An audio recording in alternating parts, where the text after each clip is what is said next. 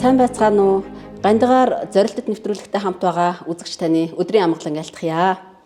За, Сүхбаатарын аймгийн Эрдэнэ цагаан сумын иргэдийн төлөөлөгчдийн хурлаас 2026 оныг цахим ёс зүйг дээдлийн ураатай жил болгон зарлалтай холбогдуулан бид нар одоо Эрдэнэ цагаанд төрж өссөн, за Эрдэнэ цагаанаас одоо гарал угсаатай, за мөн Эрдэнэ цагаан сумтай ажил амьдралын холбоотой олон сайхан манлайлагч эмэгтэйчүүдээрээ дамжуулан цахим орчинд ёс зүйг түгээн дэлгэрүүлэх ийм зорилготой Гандигаар гэдэг нэвтрүүлгийг эхлүүлээд 3 дахь дугаараа та бүхэндээ хүргэж байна.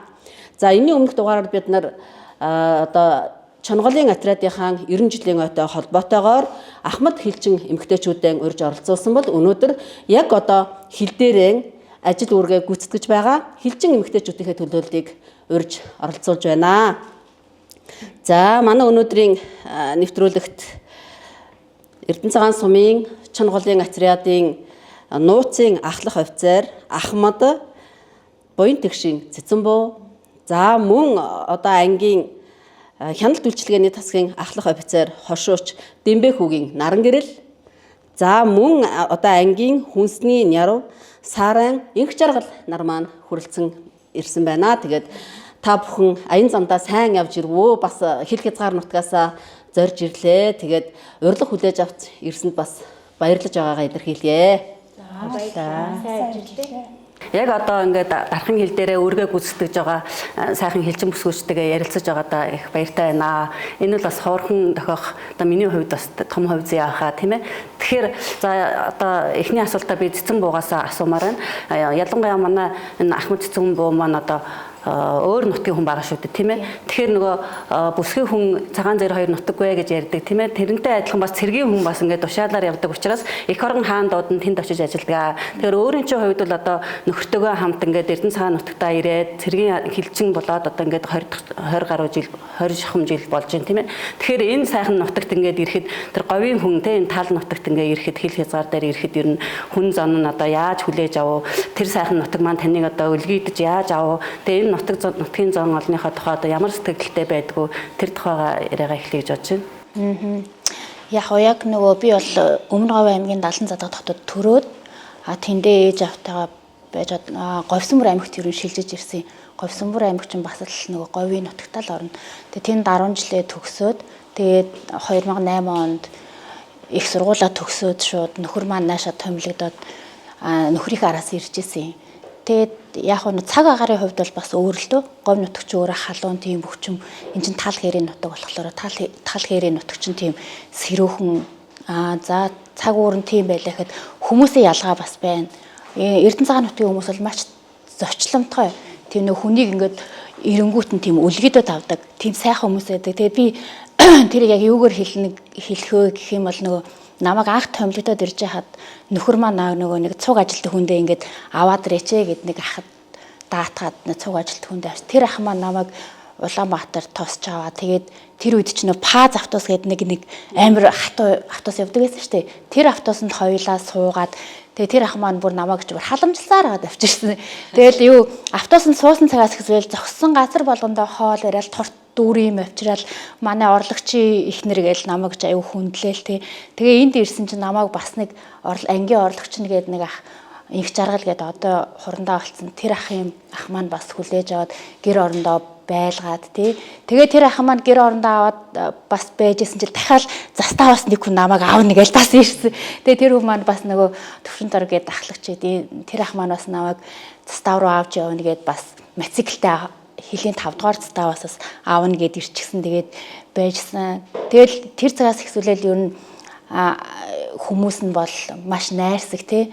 Одоо үлгэдэл авдаг эрэгтэй эмэгтэй гэхгүй заавал хүмүүсийг үлгэдэл тэгэл хилийн заставд очиход чинь эмэгтэйчүүд нь бас өөрийн дүүшгээ намайг бас аваал тий. Би чинь бас эмэгтэй хүн дөнгөж сургуулаа төгсөөд ирэхэд шантрах уйлах үе зөндөө байсан. Тэгээ тэр үед маань бас яг ээжийн хайраар, эгчийн хайраар зөндөө их шинээр надад туслаад ер нь бас тэдэр маань бас миний амьдралын гараг хамгийн их заа чиглүүлжсэн хүмүүс байсан. За ерөөсөө л нөгөө алган дээр нь бөмбөрцсөн бэрвэн шүү энэ чинь. Манай инх жаргал бол одоо 10 жилийн ширээний араас одоо хилчин болохоор зориод ингээ очсон. Энэ мэрэгжлийг одоо сонгож хил дээр гарахад одоо юу нөлөөсөн бэ? Орчинд чинь одоо хилчин хүн байв уу? Яагаад одоо хил дээр очиж ажиллах болов? За баярлалаа. Би одоо 1992 онд 10 дугаар ангид төгсөөд Эрдэнэ цагааны өдрөд хөргөнийхөө хүүхдийг гаргаж очиод тэгээд талхчингаар ажилд орсон байгаа. Тэгж миний элийн зэрэг амьдралд ажиллах анх гараа маань эхэлсэн. Одоо би 1992 оноос хойш анги байгууллагатай чонголынхоо өдрөд тасралтын 34 жил ажиллаж байна. Анги байгууллагынхаа түүхт 90 жилийн түүх бүтээлцэж ажил амьдралынхаа гараар эхлээд амьдарч байна. Наран гэрлээсээ асууж байгаа. Таны хувьд л одоо удам дамжсан хэлж जैन тийм ээ. Аав чинь бас ингээ архангай нутгаас ингээ Багдаа ирээд бас одоо энэ сайхан нутагтаа ингээ сууршаад тэгээ хил дээр бас ингээ ажиллаж исэн юм хүн байгаа тийм. Тэгэхээр таныг бол мэрэгжил сонгоход бас тэр аавын нөлөө байсан баха. Та одоо жишээ нь хэдэн настайгаас ингээд энэ хилийн цэрэгтэй ажил амьдралаа холбоо юу нь таны зүрх сэтгэлийг татаж одоо энэ мэрэгжлийг сонгоход нөлөөлсөн бэ? За баярлалаа. За намайг Дэмбэг хүүгийн наран гэрлэг гэдэг. Би анх 10 дугаар ангиа төгсөөд бас дээд сургуульд тий аюу хүсэл мөрөөдөлтэй байлаа. Тэр үед маань бас манай эгч 10 дугаар анги төгсөөд бас оюутан болох гээд байдаг тий. Эгч маань явна гэдэг би бас явчмаар байдаг тий. Тэгээд аав маань бас хэлчүүн болохоор зөвлөлөө одоо миний хөө эхлээд нэг жил унччихөө тий. Эгчийг явуулчих гээл. За тийм байлгүй байл би амар унжсан. Тэгсэн чи дараа жилд дүү маань ахаад 10 жилээ төгсөөд би л сургуульд явмаар байна тий би унжихгүй дахиад би ингээ 2 жил унжчихдаг байхгүй та тэгэл за би ер нь гэж байх юм байна гэл тэгснэ нэг өдөр ингээ аягүй телевизээр үзэл суужсэн чи зар явлаа нэгтлэнгийн курс намжаа хичээлнэ гэл үе аваа би энд сууж болох юм шүү бас аягүй ингээ тоо бодох дуртай тооны машинд ингээ үргэлж ингээ тоо төгтөөлөө гэсэн чи тийм үү миний хөө тэгээд тэр нэгтлэнгийн курст яваад төгсч нэгтлэн мэргэжлийг болоод тэгээд хил хамгаалах байгууллага аав ээж маань хоёулаа хэлчүүн байсан орох үе байсан тэгснэ бас яг дөнгөж тийм хэлчүүний хүүхдийг орох боломж байхгүйсэн тэгээд нөхөртөөгөө танилцаад хилийн став гэдэг газар очлоо тэгээд тэнд очиод анхныхаа хүүхдийг гаргаад байж байхдаа ер нь бас нэг боловсралтай болох юм байна те би тэгтээ анх ставын гарааг тугаачаас эхэлсэн тугаачаас эхлээд явж байгаа хүүхдээ нэг нас хүргүүт нь хилийн став нөхөртөөгөө орхиод анх Улаанбаатар хотод дээд сургууль одоо боловсрол эзэмшнэ гэж хотод хөл тавьжлаа. Тэгээд өөрийнхөө хүссэн мэргэжлээрээ нэгтлэн гэдэг сайхан мэргэжлийг эзэмшээд хил хамгаалах байгууллагатай одоо 2004 оноос одоо нэг 22 жилдээ ажиллаж байна. Наран гэрлээ ярианаас харин нэг юм бас санаанд орж ин л да нөгөө олон охинтой олон хүүхэдтэй тий тэр зам олон охинтой айлын охин дандаа нэг ингээд ижлэхэн охтууд байдаг байсан. Одоо тий танай нэг эгчхэд бид нар нэг төгсөлтэй жишээ нь тий тэгээд бид нарын тэр нөгөө цаг хугацаа гэдэг чинь нийгмийн шилжилтийн үе таарч исэн. Яг одоо түрүү ярьлаа шүү дээ тий эгч маань 10 төгсөх гээд байдаг. Тэгээд би ингээд үлдчихлээ. Гэтэл дүү дахиад ингээд сургууль сурна гэлээ гэд энэ бол яг байсан амьдрал дээр байсан. Тэр тусмаа хил хязгаар нутгийн хүмүүст бол илүү одоо мэдрэгдэж хүнд тусч байсан. Тэгээд энэ цаг үед ингээд телевизийн зар харж агаад сурмаар байна гэд ингээд аавда хандчихсан гэд сая ярьж штэ тий. Тэгэхээр мэдээж хүний одоо нэг насны амьдралд ачтай тустай хүмүүс гэж зөндөө байдаг. Тэгвэл би бас энэ дээр одоо нөгөө бид нар нэгэнт нөгөө ёс зүй ярих байгаа учраас насан туршдаа ач санаж явах хэвээр хүн гэж байдгаа хүнд. Тэгээд яаж яваад ингээд одоо яг сайхан ингээд энэ мэрэгчлийг эзэмшвэ. Ингэж мэрэгчлээ болох хот олон газар очиж сурахад хэн одоо тусалсан болоо магадгүй одоо хүн амьдралдаа би тэр хүнээс анх ёс зүй гэдэг имийг олж харсан гэж ярьдаг шиг тэр хүн миний амьдралыг өөрчилсөн гэхэд ач санаж явах хэвээр хүмүүс байдаг шүү дээ. Тэгвэл тийм одоо хүмүүс юу байваа яаж яваад тэр нэг одоо бяцхан охин зургтын зар үзээд ингээ явчихваа. Энэ бас жоохон сонирхол татж байна л да. Өстой сайхан асуулт энэ би бас энийг дурсах хэрэгтэй гэж боддгийн тий. Гэтэл тэр үед би яг зар харчаад явъя гээл тий. Тэгээд миний хөө төлбөр нь хэд хийж гинүү гээл тэр үуч бас хил хамгаалаад байгуулах бас цалин цагаан хэцүү үе байсан шүү дээ. Тэгээд миний ихч оюутан дүү маань оюутан тэр үед гэсэн чи за минийхөө одоо тэгээ төлбөр нь хэдийн гээл тэр үед би тэр 250 40 мянган төгрөг байсан гэсэн чи одоо мөнгө байхгүй штэ гээл тэр үе явахт тэгээ минийхөө өөрөө мөнгө олох юм гот би амар манай одоо ээжийн дүүгийнх нөхөр Бямжав гэдэг сайхан ах байдаг тий Сумор нутагтаас нэртэй байдаг тэн дээр очиод аваа би гуйчихсан тэгээд үзэх юм уу минийхөө гэ тий тэгээд тэр үед очижлаа Бямжахтаа очиод би ийм нэг ингээ сургалтанд суугсан юм аа тий. Би ийм мэрэгжил дуртай надад ийм хэрэг байна. Айгуу гоё уриалахгүй хүлээж аваа тий. Миний бас энэ сайхан мэрэгжлийг дээд боловсрол олох их суурь маань тавьж өгсөн би дэмжиж байхдаа маш их баярлалаа. Таньдаа бас талархаж явдаг шүү гэж хэлмээр байна. Ямар сайхан тий. Зүгээр одоо эндээс ингээд бодохоор манай Бямбжив ах бол нутаг усандаа нэртэй тий одоо ажилтай төрөлтэй айлын олон бүл айлыг ингээд удирдах чиглүүлж явдаг юм хүн байгаа л да. Тэгээ би ч гэсэн бас Бямбжив ахтай баярлалаа гэж хэлхийг хүсэж байна. Энэ хүний амьдрал ганцхан хувь хүн биш ээ. Айлын амьдрал, ах дүүсийн амьдрал энийг дагаад олон хүний одоо тий насных нь хоолнд хүргэсэн ийм ачтан байна шүү. Тэгээд бас их дахин бас баярлалаа гэж хэлье. Ер нь хүнд ач санаж чадах, хүнийг ач сануулгах хэмжээнд тус бүтээнэ гэдэг бол энэ бас л нөгөө ёс зүй явж байгаамаа. Тэгэхээр одоо өнөөдрийн яриа маань их сайхан эхэлж байна гэж бодож байна. Инх жаргал ихчигээ одоо бид нар ч нь бол нөгөө ихчил гэдэг тий уг нь бол нэг тийм бас нэг олон юу байхгүй, насны нөгөө ангийн ялгаа байхгүй. Тэгээд одоо миний мэдхийн л ийм нэг ингээд сайхан нүдэнд дулаахан тэгээ бас нэг тогтой ийм хүн явдаг байлаа. Тэгэл одоо хүртэл байж л байдаг. Хаяа нэг нутаг усандаа очиход тэнд одоо ангийнхантай уулзалт хийхэд тэнд сууж л байдаг. Нэг л зангаараа ийм хөөн тэгээд одоо талхчнаас ажлын газар гараагаа эхэлж байсан гэж байна. Сүүлдүүд би бас тоогоож байхын сайн мэдээд байгаа. Ер нь тоогоож хүнд ёс зүй хэрэгтэй юм уу? За энэ тал дээр та нэг яриач.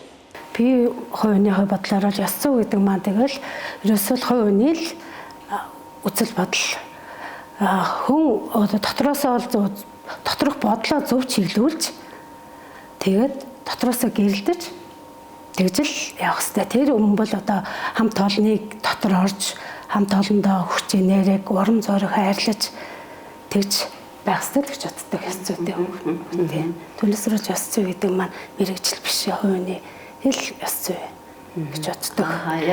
Тоогооч бол одоо ингээд сайхан хоол бид нар бол тоогооч бол өстой поинтын ажил хийдэг гэж бодож байгаа. Тэр олон цэргийн хоол ундыг хийгээд ингээд ууртаа уцаартай байвал бас тэр цэргүүдэд бас юу их үү. Тэг сайхан хамттай хоол хийчгээд ингээд шидэд өгөхөд бас онцгой хоол хийчгээд нэгэд өгөхөд тэр сайхан хүлээж авч ийдэн. Тэгж л утгаараа поинтын сайхан ажил хийж ийсэн. Би одоо ингээд найзаагаа бас энэ ярилцлаганд ирнэ гэж санаанд ороогүй сууж илаа л да. Би тэр 10 жилийн нэг ангийн одоо найз нар. Тэгээ одоо найзаараа маш их бахархаад ингээд сууж ийн 30 гаруй жил ингээд цэргийн галтгоо барьсан байна. Одоо хүнсний яруу хийж ийн тийм ээ. Тэр ээж аавын гэрээс гараад очиж байгаа тэр хөвгүүд эхийн оронд их болоо тэр сайхан хайр шингэсэн сэтгэлээ шингээсэн хоолыг ингээд хийгээд одоо тэр цэргүүдийг хоолно гэдэг бол маш сайхан буянтай сайхан ажил юм аа. Тэгээ ялангуяа би бас ингээ ажлын шугамар цэргийн ангиудад очиж иглөө тэр цэргийн галтгооны талах гэдэг бол айгүй өвөрмөц хаач амсаж үзээгүй талах байдаг. Тэгээ тэр одоо ноос ямар жоор байна вэ? Тэр талаараа бас ярьж байгаа сонирхолтой. 1990 онд шууд талхчнаар орсон. Тэр үе чи боловсон үуч ингээд урандаа жаргал сайхан урандаа байсан. Би анх 10 дугаар ангид төсөөл очиод л хөргөнийхөө хүүхдийг анх орох чи манай их ах хоёр цэргийн хүмүүсээс л та. Тэгээд байцсан чинь хүүхдээ өргөдлөхсөн дүүгээ аваад ирээ гээд. Тэгээ би эгчтэйгээ ингээд солилцдог байхгүй. Манай эгч өргөдлөх гээд өгчөөд ажилд ороогүй сар болсон юм. Тэгээ би нөгөө 10-аад төгсөө шууд очиод хонжоод л нөгөө манай эгчтэй хүүхд тарахаа ингээд зөрлөлддөг байхгүй юу. Тэгээ за ажилд орох дүүгээ өргөдлөхсөн дүүгээ аваад ирээ гээд. Одоо тэр яг өргөдлөхсөн дүү нь байхгүй юу? Байхгүй.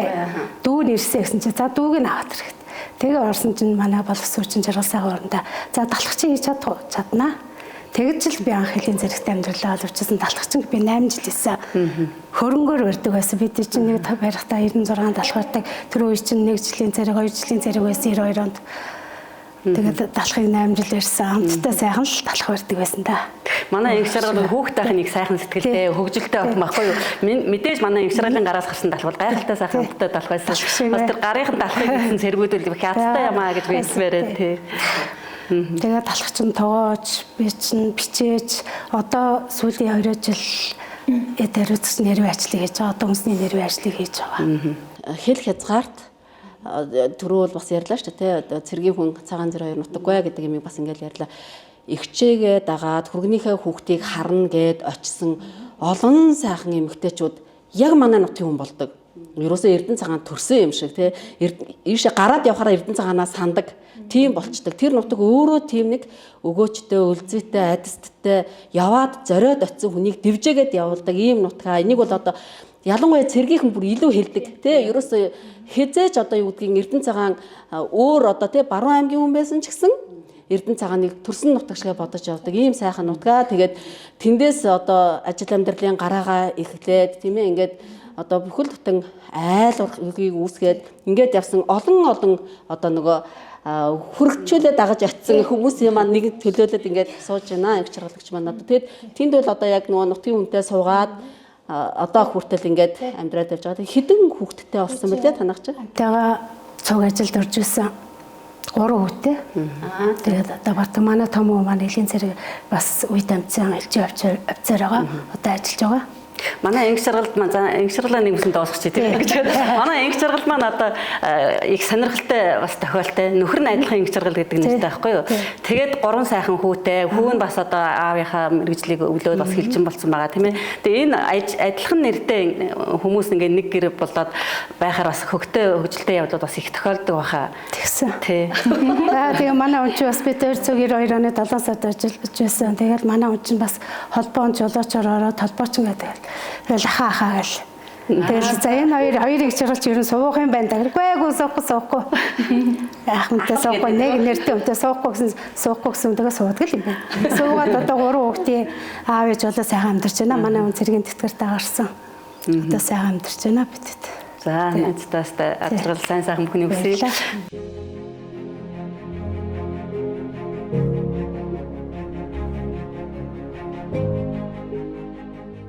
Тэгээ за би цэцнэгээс нэг юм асууя те.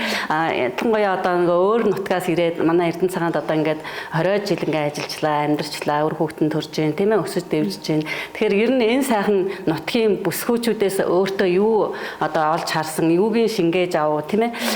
Ялангуяа одоо манай Сүхбаатар нутгийн хүүхнүүд чинь эр нөхрөө их дээдлэн, морь нөхөр хоёроо бол одоо маш сайхан дээдлэн шүү дээ тийм ээ. Тэгэхээр энэ нутгийн бүсгүүчүүдээс одоо авах сайн чанар нь одоо хамгийн түрүүнд юу харагдсан, юуг одоо суралцаж авах гэж асуухыг хүсэж байна. Тий, ер нь бол нөгөө яг хөлийн став дээр л анханасаа хүүхнүүд нь мэддэгдэл эгч нар чинь мэддэгдээ явчих. Хүнлэг чанар тий. Бусдад тийм нөгөө нэг үлгэрлэж өөрийнхөө үйлдэлээр аягүй тийм үлгэрлдэг хүмүүс аахгүй. Аягүй ажилтай эхэлсэн бол тэрийгэ заавал хийдэг. Тэгээ би тэр нөгөө юу гэнтэр бодохоор одоо энэ төрөд тий. Аргал нөгөө нэг аягүй их манай став эгч нар нөгөө овоолж түүж ингэж тавьдаг байхгүй тий хураагаад би тийм мэдхгүй би ч нөө байранд өссөн хүүхдээс нээн дээрэл аргал маргал түүн гэж мэдхгүй тэгэл нөө манай став их нар чинь нэг өглөө босоод ирэхээр амар гаргал ингээл овоолол тавьчихсан тэгэл би ч амар бас шартай байшаа тэгэл аргал маргал чинь би бүр юу тэдрээс өглөө эрт босоод аргал маргал түүгээл тэгээ нөгөө өхрийн хэвтэр метр олчоод тэрэндээ баярлал нөөч бол амар тийм мангар хийсэн шүү дээ тэгэл нөгөө амар тэдрээс аюух тийм ажилсаг тийм мундаг чанаруудыг болсон. Одоо ч гэсэн би яг тэр суур оюутан би гэртээ байхдаа бас ажил тийм мундаг бишээс юм гэж боддог. Яг ставын эмэгтэйчүүдийн тэр ажилсаг хөдөлмөрч тийм чанараас нь ихсүүлээд миний суур энэ ажиллах суур маань тавигдаад тэгээ одоо би бас ажил дээрээ бас тэр зарчимч юм уу тий бас тэгж бусдад үлгэрлэхийг чичээдэг юм тийм чанар маань тавигдсан юм болов уу гэж байна. За манай зэснаа маань одоо эмэгтэйчүүдийн зөвлөлийн дараагаар ингээд ажиллаж байна тийм ээ. Тэгэхээр ер нь хилчин бүс хөгжид маань өнөөдөр тулгамдсан асуудал нь юу вэ? Нийгмийн асуудлыг одоо хэрхэн шийдэж гин? Ер нь одоо хилчтэй маань амьдрал ялангуяа эмэгтэйчүүдийн маань амьдрал яаж өрнөж гин? Бэрхшээлтэй тал нь юу байдгийг, сайхан зүйл нь юу байдгийг таны хувьд одоо хилчин эмэгтэйчүүдийн тэр бүхэн асуудлыг одоо шийдэхин тулд ямар одоо ажлуудыг санаачлан хэрэгжүүлэе гэж бодож байна.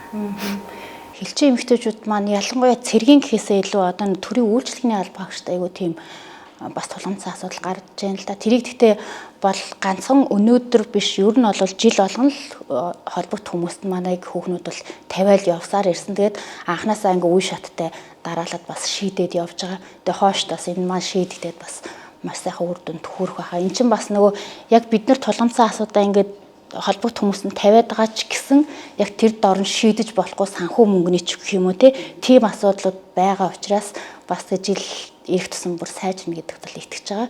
Тэгээ яг нэг хил дээр ажиллаж байгаа яг торгон шугам дээр ажиллаж байгаа эмэгтэйчүүд гэдэг нь за ангийн төвд ажиллаж байгаа хүнд бас яг хөлийн стафт ажиллаж байгаа хүүхнүүд маань бас одоо нөгөө сургуулаа төгсөөд яг нэг тийм дэврүүн те бүр айгүйх тийм хийж бүтээ гэсэн тийм хүсэл эрмэлзэлтэй охтод зөндөө ирж байгаа хгүй. Айгүй мундаг мэрэгжилтэй дандаа дээд боловсрол төгссөн охтууд ингээд ирээд яг өөрийгөө би хардаг байхгүй. Тэгэнгүүт тэд нар чинь яг заставын орлогч гээл нөхрийгөө дагаал офицерууд дагаал ирдэг. Тэгээд тэд нар яг хилийн заставт очингуудаа бүх юм хаагдал яг ингээл дөрвөн хашаан дотор ингээл хүрээлэгдэл тэгээд байцсан. Тэгээд тэдний нөгөө одоо суурч боловсрох хөгжих юм ингээд хаалттай болчдөг байхгүй. Тэгэхээр яах вэ гэхээр одоо тэд нар маань одоо бас гайгүй харьцангуй сошиал бас өгсөн. Сошиал ч бас муу ч юм байна, сайн ч юм байна. Тэр талаараа бас сайныг нь бас сошиалаас сураад явж байгаа хүмүүс байна. Тэгээд бас бусдаас бас нөгөө тий сайныг нь үлгэлээ тэд нар ч бас хилийн заставтаа их ах эгчнаасаа сураад явж байгаа ч зүйл байна.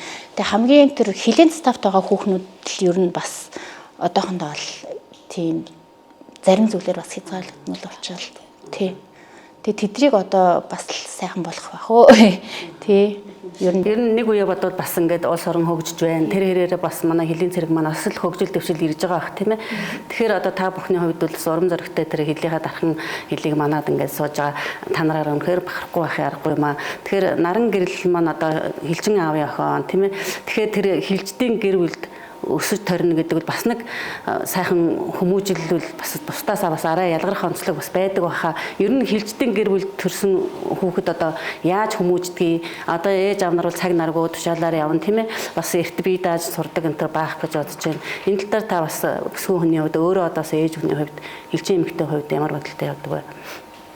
За тийм төлөвлөгөө яг хилчин хүн гэдэг бол цаг наргүй л ажиллаж байдаг тийм. Тэгээд манай аав ээж бас би чи одоо 7 хүүхэдтэй айлын те 6 дахь хүүхэд манай аав чинь 6 охин нэг хүүтэй 8 нүртэй айл. Тэгээд аав ээж маань бас залуу зонд насны цаг наргүй ажиллаж байсан. Тэгэл нөгөө эгч нар маань ингээл дээрээсээ доошоо өсгдөг ч гэх юм те. Тэгээд явсан өөртөө айгүй бие дааж сурсан хүүхдүүдтэй ч одоо би яг л тийм журмаар явдаг. Би санхүүгийн ажлыг 10 жил ихтэй бол байнгын л хилийн цэстээр гэр орон артлаа орхиолоо юм те. Тэр хүүхдүүд маань одоо өөр хөстөхийн чадлынхаа ирээл гэрээ авч эрт бие даачдаг гэх юм уу та.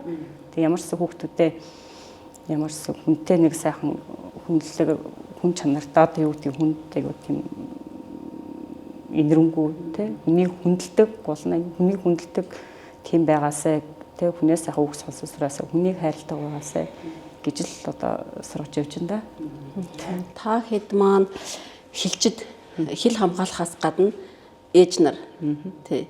Тэгэхээр гэр бүлийн харилцааны талаар бас хэдүүлээ ярилцъя. Энэ маань буцаал нөгөө ёс зүйтэйгээ холбогддог тий. Тэгэхээр нөгөө чөлөөтэй хинэнч тий хариулж болно шүү. Гэр бүлийн харилцаанд эхнэр нөхрийн хооронд ойлголцол, хүндлэл гэдэг юм байж ич тэр айл одоо сайхан тогтуун сайхан амьдралтай айл байж харагддаг. Тэгээ зүгээр миний анзаарснаар ер нь нийгэмд дийлэнх болчлоо. Эмэгтэйчүүд одоо хүчирхийлэл дуртад байна. Эрэгтэйчүүд илүү хүчирхийлэгч байна. Гэд ингээд яриад байгаа боловч яг ингээд амьдрал дээр харахаар надад юу гэж харагдаж байна гэхлээр эмэгтэйчүүд ялархуу байна. Гэр орондоо хүүхдээ өсгөж байгаагаа одоо хүний хийдгүү хийчихсэн юм шигээр нөхөртөө одоо сэтгэл зүйн ачаа дарамт үзүүлж байна тий. За бүр цаашлаад одоо хатуухан хэлэх юм бол магадгүй ингээд ялангуяа малчин эмэгтэйчүүдээр харагдаж байна. Би одоо хилчид дээр ямар байгааг бас сайн мэдэхгүй байгаа шүү. Хүүхдээ хараад ихнэр сумын төвд суучдаг. Нөхөр хөрх юм тэгээд нэг хоолтой хоолгүй галтай галгүй ингээд малаад агаад явдаг.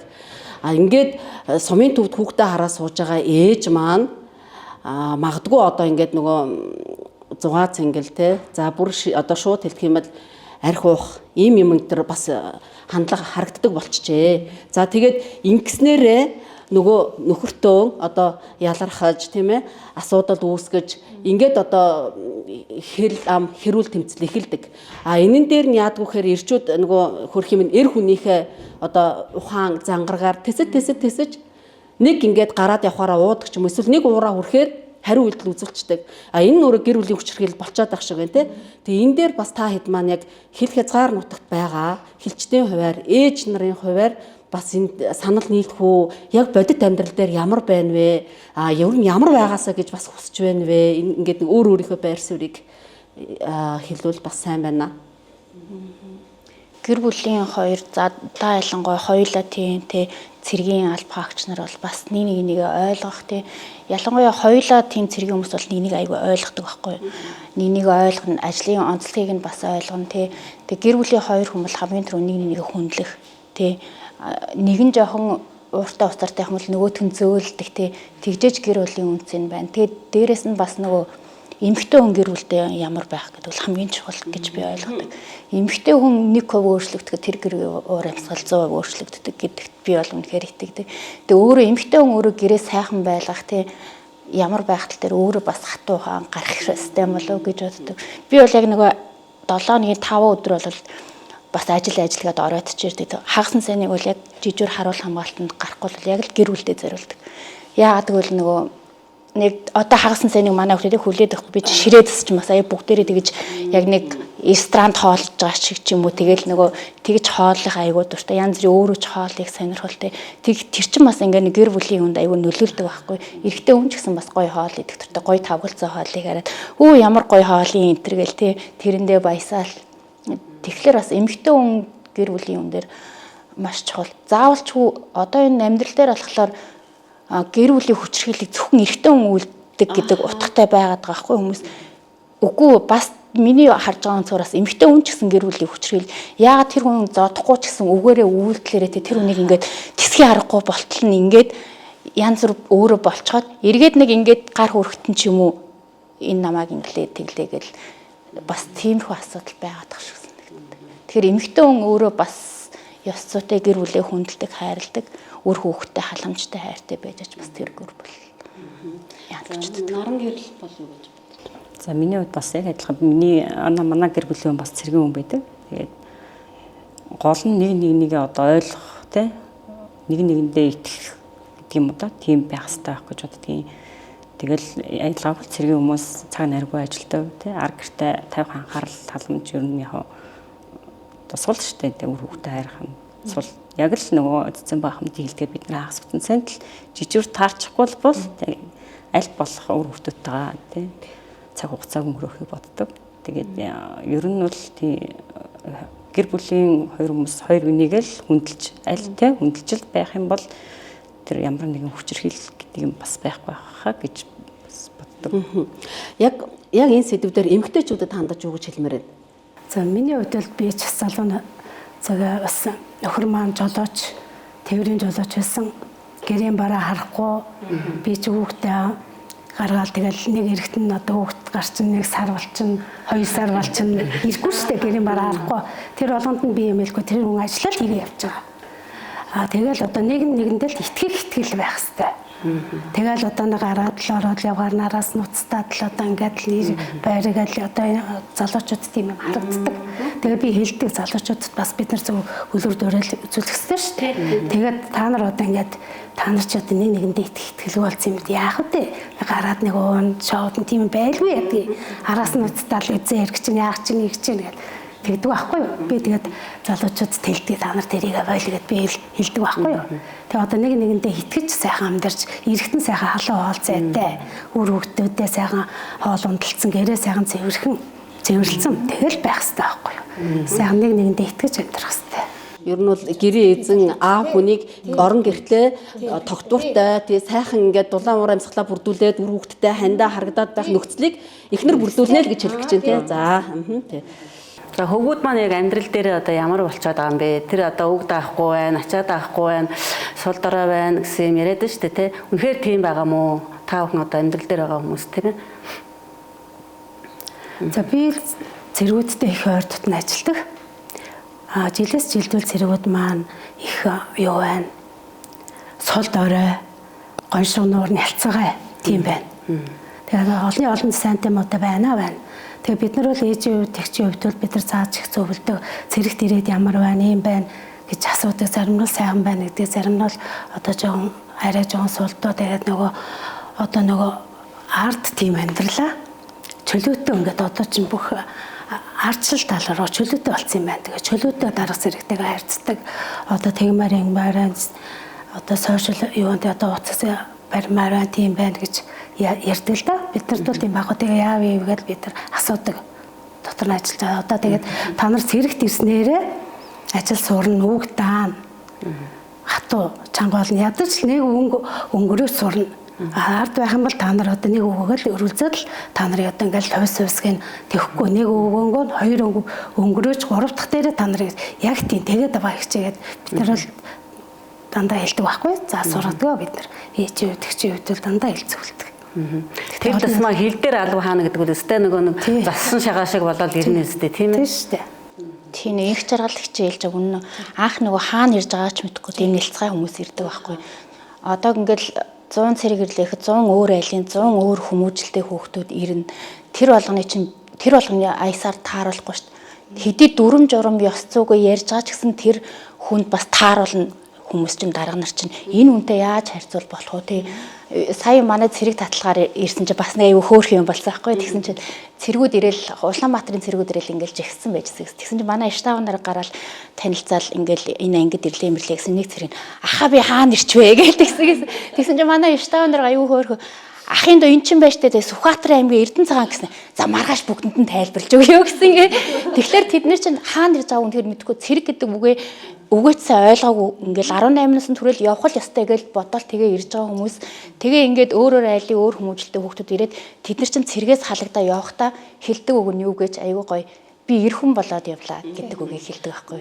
Тэр чинь л өстой нэрээ нөгөө тий хугацаа цэргийн алба хаахын одоо үнцэн ач холбогдол тийм би ээж аавын хүү байсан бол би эх орны хүү болоо буцлаа гэдэг үг аягүй хэлдэг. Би өөрөө 3 охинтой тэгээ одоо бол хүүтэй олно гэж аягүй мөрөөддөг. Тэгээ хүүтэй болох юм бол би хүүгээ заавал цэрэгт явуулна. Тэр дундаа хөлийн цэрэг заавал.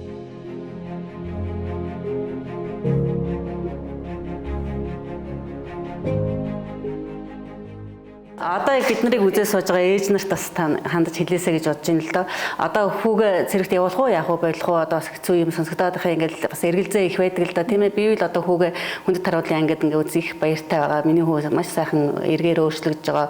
Хүүгээ хараад бахархаж байгаа. Тийм ээ. Тэгэхээр та бүхэн маань ингээд ээж аваадад хандаж юу гэж хэлмээр энэ хүүгээ багаас нь яаж бэлдэх хэвтэй бид нар тийм ээ. За эцэг эхчүүд маань тийм хил дээр хилээ мамна гэдэг бол хамгийн сайхан тийм. Би л одоо цэргийн болоод анх хилийнхэн баган дээр очиод бүр амар хүн омгш тийм билээ тийм. Манай нөгөө тэр үед штандар бүрдэрж гэлтий турандаа байхдаа намайг очиод за багандаа очиод ёслох гээл. Тэсэн чинь нэрээ хүн ингээл амар ингээл омгшоол тийм огш тийм билээ.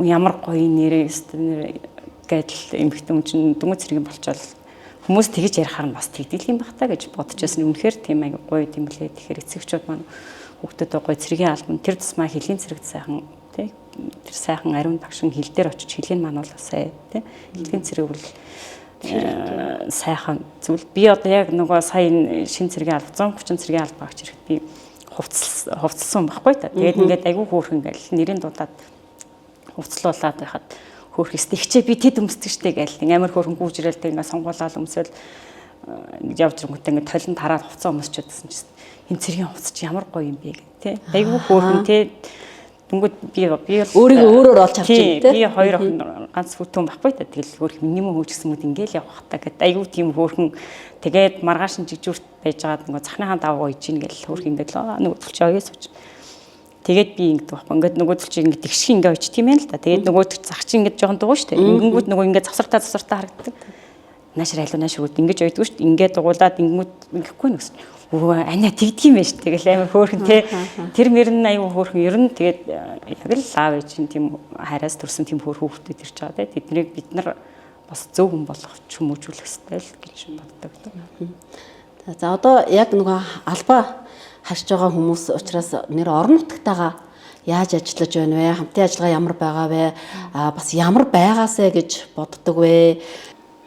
Орон нутгийн одоо тэр тусмаа Эрдэнэ цагаан сумын одоо эмэгтэйчдийн холбоо ч юм уу те энэтэй бол хамтарч ажилладаг. Тэгээд тэр тусмаа энэ жил бол тэр одоо Эрдэнэ цагаан сумын иргэдийн төлөөлөгчдийн хурал гэдэг тэр байгууллага маань бас одоо тэр захим ёс зүй тэргээл бас янз бүрийн нөлөөллийн аянуудыг айгүй өрнүүлээд байгаа хгүй. Тэр нөлөөллийн аянуудаар маань дамжуулаад тэд нар яг нэг хүнд ингэж хурж та нар ийм ёс зүйтэй байх ёстой гэж биднэрт нэг үрчлэг хэлэхгүй ч гэсэн сошиал орчноор дамжуулаад бид нарыг бас ингэ соён гээгэрүүлэх гээд тиймэрхүү ажлууд бас хийж байна. Мөн хилжээ эмэгтэйчүүдийн чуулга уулзалт гэдэг бас Эрдэнэ цагаан сумын иргэдийн хурал Сүхбаатар аймгийн эмэгтэйчүүдийн холбоо энэ маань бас хамтран зохион байгуулад яг одоо Улаанбаатар хотод бас манай ангийн 60 гаруй 70 гаруй хүүхнүүд маань бүгд ирсэн чуулаад баяр баясгалантай бас ад жаргалтай ингээд бас энэ цаг мөчид бас байгаа. Тэгэд энэ далмаараа далимдуулаад Сүхбаатар аймгийн эмэгтэйчүүдийн холбоо болон Эрдэнэ цагаан сумын иргэдийн төлөөлөгчдийн хурлын хамт олондоо бас бидний саналыг хүлээн аваад энэ сайхан үйл ажиллагаа зохион байгуулж байгаад нь бас маш их баярлаа гэдгийг бас дэлгэцээр дамжуулаа хэлмээр байна. Тий. За бидний өнөөдрийн уулзалтын маань нэг гол зорилго болохоор нөгөө цахим орчинд ёс зүй эрхэмлээ, дээдлээ гэдэг имийг л бас одоо хүмүүст хүргэх гээд байгаа шүү дээ. Ер нь бол ингээд өөрийнхөө ажил амьдралаараа амжилтаараа ингээд манлайлаад явж байгаа эмэгтэйчүүдээрээ дамжуулаад соёлтой байя гэдэг имийг хэлүүлэх гээд байгаамаа. Тэгэхээр бид нар өнөөдөр бодит болон виртуал нийгэмд амьдраад байна. Виртуал нийгэм ч одоо гар утсан дээр амьдарч ш зарим нь бол тийм ээ. Тэгэхээр яг тэндээс авч байгаа мэдээлэл дээр тулгуурлаж амьдраад тэнд одоо хандаж тийм ээ тэргээр дамжуулж дүгнэлт гаргаад ингээд амьдраад яваад байгаа нэг хэсэг бүлэг байна. Энэ одоо хэр зэрэг зөв юм бэ, буруу юм уу? Тэгээд одоо юу гэдгийг ингээд дэлгэцний цаанаас би одоо өөрөө миний одоо танигдахгүй гэж бодоод байгаа мөртлөө цаад хүний хэлж байгаа үг тий одоо хийж байгаа пост юун дээр лайк дараад байгаа, юуг шеэрлээд байгаа. Энэгээр чинь чамайг шууд одоо дүгнэнэ гэдгийг зарим нь бас ойлгохгүй байгаа мó энэ бодогдох юм. Тэгээ энэ дээр та хэд маань ямар бодолтой явдаг вэ? Яг цахим хэрэглээ одоо цахим ёс зүй гэдэг чинь ер нь өхөд бол бас нэлээд газар авчлаа ш тий. Харах үнцэг бас маш чухал юм л да. Зарим хүмүүсийг ингээ хараад тахлаар л шал нөх хиймэл юмтай хэрэлдээл тий. Тэрүүнийг нь одоо сая тэрний нэг бас фейс дээр байсан шүү дээ. Ай хүүхэнтэй хэрэлдлээ гэл. Тэг яг ингээд хараад тахлаар голцоо эмхтэй хүмүүс тэр цахим ёс зүй дээр аюух тий дандаа тийм бүүлийч гэдэг юм уу тий хэрэггүй аюух тийм нэг нэгэд оромжилсан тийм янз бүрийн үг хэлхийг хэлдэг. Тэгээд эмхтэйчүүдийг дэмждэггүй юм шиг санагддаг надад. Хамгийн ингээл нэг юм хий инглээ гэхтэл ерөөсө тэрийг нь дэмжихгүй нэг юм сайн сайхан зүйл түгээч ихлээр тэрийг дэмжихгүй байж тэнд нэг хэрүүл хийсэн галзуу солиотой хүний ч юм уу ярьсан юмыг шеэрлээл нөгөө тэнд нь инээж ханаагаад тэр чинь инээдэн биш байхгүй юу? Яг ингээд нөгөө бүр үнэхээр болохгүй байгаа сэдвийг тэндэж тавьж байна. Тий тэр чинь инээдэн биш байхгүй. Яагаад тэгэхээр нөгөө тэр чинь тэрүүгээр дамжуулаад хүн нөгөө нэг тий ёс суртахуун гэдэг юм уу тий янз бүрийн тэр хүнээс олж авах сайхан зүйлийг олж авах хэл буруу зүйлийг ингээд шеэрлээд олон түгээд хахаар тэрий чинь өсвөр насны хүүхэд ч харж ийн тий бусад ямар ч насны бүхэл хүмүүс харж байна. Одоо утаснаас салхаа байсан хүн болгол утастай харьцаал. Тэгэхээр цахим ёс зүй гэхлээр бид нөр өөрөөсөө үлгэрлэх дээрээс нь тий одоо нөгөө цахимаар бусдын ирэхэд халтахгүй бид нар хүчээр гараа хөлөөрөө хүний ирэхэд халдахгүй ч гэсэн хүний нөгөө ёс зүйгээрээ те цахим орчинд хүнийг тэр нэр төрд халдах юм уу те хувь хүний өөрийнх нь эрхчлэнд халдаад байгаа тийм асуудал гарч байгаа. Яг үнэ одоо нөгөө үгээр хүнийг алжч болдог, амьдруулж болдог гэдэг шиг захимаар хүнийг өстэй алжч болж байна, унгаж болж байна, босгож болж штэ тийм ээ. Тэгэхээр одоо захим орчинд одоо зөв сайхан хандлагатай байя гэдгийг сайхан хэлчин бүсгүүчд бас нутаг орныхондоо уриалах нь зөв байхаа гэж бодож байна. Тийм бай. Тийм. Цахим орчинд та ямар байна? Яг бодит амьдрал дээрх таны дүр төрх тэр цахим дээр илэрч явдаг шүү гэдгээ уг нь ойлгодог болчих юм бол те хүмүүс маань ойлгодог болчих юм бол юу хэлэх вэ?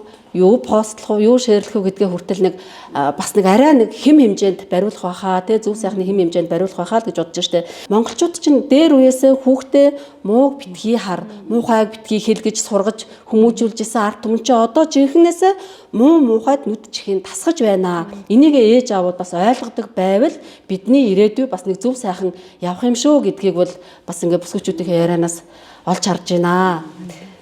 Тий ямар ч зүйл нөгөө болрогчийг хэлдэг шнэ нөгөө зөвийг харах нүдтэй сайныг хэлдэг амтай байгаарэ гэдэг үг чинь яг үнэн байхгүй тий. Хүн одоо нэг хүн сайн хүн болох гал нэг дандаа зөв юм шеэрлэл ингээд ангуутлаа энэ хизээ юм байсан ингэж болохгүй байхгүй тий. Тэр хүнийг улам дэмжих хэрэгтэй энэ сте мундаг чи гэлтэй тэрийг чинь сайшаал дандаа хүн муу хүн гэж байхгүй штэ.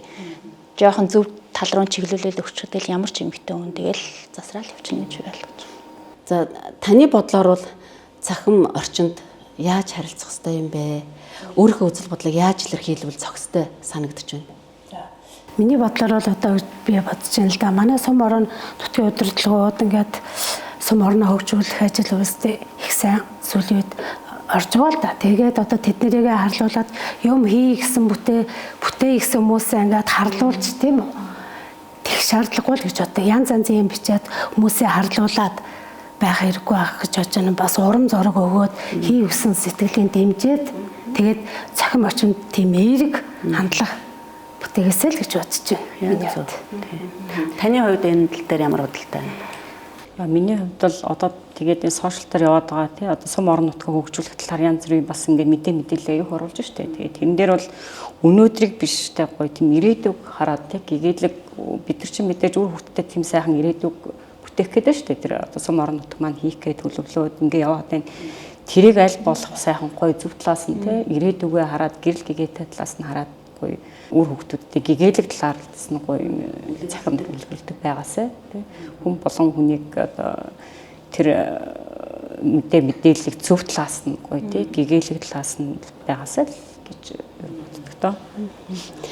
Илэрхий буруу агаад болохгүй байгаад байгаа юмн дээр аялтан дагалдаад хөөргөд байна л да. Ингэснээрээ тэр хүнд өнөөдөр тэр хүнийг дэмжиж байгаа юм шиг болж харагдаж байгаа боловч алсуураа урт хугацаанд тэр хүнийг хорлоод байгаа байхгүй тий муу мухагийн дэвэргээд байна штэ. Тэгээд энэ дээр бас хэлмээр ярмаар юмнууд бол нэлээл их байдаг. Ялангуяа одоо юу гэдэг нөгөө байгууллага удирдах байгаа хүн тийм ээ. За одоо өөрөө бол нөгөө ангийнхаа эмэгтэйчүүдийн одоо хороог удирдах штэ. Тэгээд удирдагч хүн энэ дээр зөв, шудраг, үнэн, ухамсартай ийм байж энийг зөв тийшин зална штэ тий. Би бол ингэж хардаг. Гэтэл одоо энэ ингээд нөгөө тал руугаа хазаачихсан юмнууд энэ төр бас ажиглагддаг. Бид нар одоо сайн муу сайхан муухайгаа нэг үгүй ярьж ич тэндээсээ алдаагаа засаад зөвчиг замаа олоод явах хэвээр. Энэний ч төлөө зорж бид нар энэ нэвтрүүлгийг ингээд хийгээд явж байгаа. Тэгэхээр энэ дээр бас тодруулж хэлэх зүйл юу байна? Яг нөгөө олон эмэгтэйчүүдийг бас чиглүүлж ажиллана гэдэг бас хэцүү л дээ. Тэнд дунд чинь бас л нөгөө янз бүрийн айш ихтэй хүмүүс байгаа шүү дээ. Тэр дунд нь бас би ганц байнга ёс зүй ягаал бас ингээл ширүүн тэгинг гэдээ бас байж болохгүй. Хүндэн тааруулж бас харьцна. Одоо нэг хүн ширүүн заны тэгээд ах юм бол зөөллөө тий. Гана хүмүүсийн дунд биш шүү дээ. Би чинь тэг ингээл нэг юм тим хийгээл хүн тэгэнгөтл хүмүүс чинь чатар олордог. Би тийм ажилдаа ийм ажилдаа орохгүй. Тэгэл эргүүлэл яг өөрлөө хандаалж жоохон зөөллөөл тий чи ингээд чи байхгүй болохгүй зөвч тэр шал өөрөлдөлтэй байхгүй. Тэгэхээр бас заавал тийм ёс зүйгээл бас дүрм журманд баригдаад тахлаар яг чи тийх ёстой гэж зарчим яриад тахлаар бас болохгүй. Яг хүндэн тааруулаад яг наатай цаантай бас харьцаад л олон хүн донд тэгж л ажиллаж явахгүй бол бас болохгүй юм шиг. Чатаар ороод ирдэг гэж хэлж байгаа байхгүй юу. Гэтэл яг тэр чатаараа ажиллаа хийгээд байдаг. Олон нийтийн сүлжээгээр ажиллаа хийгээд байдаг. Тэн дээр таалагдахгүй байгаа бол яг тухайн хүний чат руу ингээд бүр бөмбөгдөж байгаа юм шиг доромжилдаг, бичдэг энэ төр хандлагыг бол би ажигладаг одоо нуух юм байхгүй тий. Тэгэхээр энэ энтрийг бол бас ямар байгаасаа гэж бодож байна. Одоо ч нэг стори нөт гэл орсон. Тэн дээр болоо баг зарим хүмүүс бол эмгэгтэйчүүд баг амьдралаа ярьж ш. Нөхртөөгөө мууцнаа ч ирэл тэр чин болохгүй байхгүй юу? Энд хүмүүс буруу үлгэр дуурайл үзүүлээд байгаа байхгүй юу? Хүн чинь нөгөө гой сайхан зүйлийг хүмүүст хуваалцаж байх ёстой бол тэн дээр ингээл янз бүрийн одоо тийм сөрөг токсик юмнууд оруулаад тахлаар чинь тэр чинь нөгөө хүмүүсийн нөгөө би бол тийм харах үнэхээр дургуй. Тийм янз бүрийн хэвцээ бол баг алхсан авчтай ш. Өөр тэрнийг хүлээж аваад тэрнээс гоё энерги авахгүй ш. Тийм болохоор тийм муухай зүйл хүлээж авах дургуй аль болох сайхан зүйлийг түгээхийг шиэрлэхийг боддог шин. Тэгэхээр одоо нэгэнт бидний амьдралаас энэ захим орчин гэдэг юм бол одоо салшгүй нэг хэсэг болцсон учраас захим хэрэглээний соёлд ерөөсө бүгдээрээ сайхан суралцах хэрэгтэй юм байна гэдэг бас залуустаа хэлэх хэрэгтэй юм шиг байна тийм ээ. Тэгээ манай урилгыг хүлээн авч ирсэн хэлчин эмэгтэйчүүдтэй баярлалаа. За ингээд бидний ажлын нэг хэсгийг дэмжиж хамтарч ажиллаж байгаа. За энэ одоо орон нутгаасаа эхлүүлээд одоо энэ улсынхаа хэмжээнд нийтээрээ захим орчинд соёлтой байя гэдэг энэ одоо уриалгыг цааш нь уламжлахад өөр өөрсдийнхөө санаа бодлоо илэрхийлсэн одоо хүчин зүтгэлээр оролцож байгаа та нартай дахин талархлаа илэрхийлээ. Тэгээд энэ сумын одоо иргэдийн төлөөлөгчдийн хурлаас талархлын захидал илгээсэн байгаа. Тэгээ энийг та бүхэндээ бас уншиж танилцуулаад гардуулъя гэж бодож байна. Эрдэнэ цагаан сумын иргэдийн төлөөлөгчдийн хурлаас 2026 оныг цахим ёс зүйн дээдлэх жил болгон зарласантай холбогдуулан ёс зүйтэй нийгмийг төлөвшүүлэхэд үнэтэй хувь нэмэр оруулж буй эмэгтэйчүүдийн оролцоо манлайллыг орон даяар сурталчлан таниулах зорилготой Эрдэнэ цагааны эмэгтэйчүүдийн манлайлал гандигаар нэвтрүүлгийг хамтран хэрэгжүүлэх урилгыг хүндэтгэн хүлээн авсан танд чин сэтгэлийн хүн талархал илэрхийлье. Эрдэнэ цагааны эмэгтэйчүүдийн манлайлал гандигаар нэвтрүүлэг нь ёс зүй, хариуцлага, манлайллыг өөрсдийн үлгэр дуурайлалаар түгээн дэлгэрүүлж буй эмэгтэйчүүдийн оролцоо, нийгэмд үзүүлж буй эерэг нөлөөллийг алдаршуулан олон нийтийн хандлагад эерэг өөрчлөлт авчирч иргэдийн оролцоог идэвхжүүлэхэд чухал ач холбогдолтой юм аа. Таны цаашдын ажил үйлс уран бүтээлд өндөр амжилт хүсье. Аз жаргал, эрүүл энхийг хүсье өрөөё. Хүндэтгсэн иргэдийн төлөөлөгчдийн хурлын дарга энэ ариун тунгалаг гэсэн ийм талархлын захидлыг гардуулъя. За бас энэ одоо нутгийн маань сайхан шүтэн тахилгатай хайрхан онгон зотол хайрхны ийм одоо сайхан хөр зургийг ингээд одоо шүтэн болгоод залах хэлбэрээр ингээд сайхан бүтээлгээд энийг бас одоо өгсөн байна. За ингээд нутгийн уул усан та бүхнийг хивээж явах болохгүй. За урилга хүлээж авч оролцсон та бүхэндээ ажлын их амжилтыг хүсье. Хил хамгаалах үйлс чинь үргэлжид ариун дагшин байг, сансан зорьсон үйлс хэрэгчин саадгүй сайхан бүтэж байг. За мэдээж эзэгтэн ээж хүний хуваар одоо ирээдүйг ямар сайхнаар төсөөлж байгаа тэр бүхэн чинь одоо төсөөллийнхөө оргилд хүрэх болтугай гэсэн сайхан өрөөлийг өргөн дэвшүүлье. Баярлалаа та нартай. Энэ сайхан нэвтрүүлэгт бас биднийг урьж хэлчдийн төлөөлөл болон оролцсон хамт олонд нь бас маш их баярлалаа. Тэгээд та бүхний одоо Эрдэнэ цагаан нутгийн бүсгүйчүүд тэр тусмаа Монгол улсын бүх эмэгтэйчүүдэд хүрэх тэр нөлөөллийн ажил нь бас маш сайхан хойштой түгээн дэлгэрэх байхаа гэдэгт итгэж байна. Тэгээд таны хамт олонд ажлын амжилт хүсье. Баярлалаа. Тэргээл сарны мөнгөн туяа түүний саянгэрт атуурснэ тэргээл сочиг хайртай хүлээж Ингрийн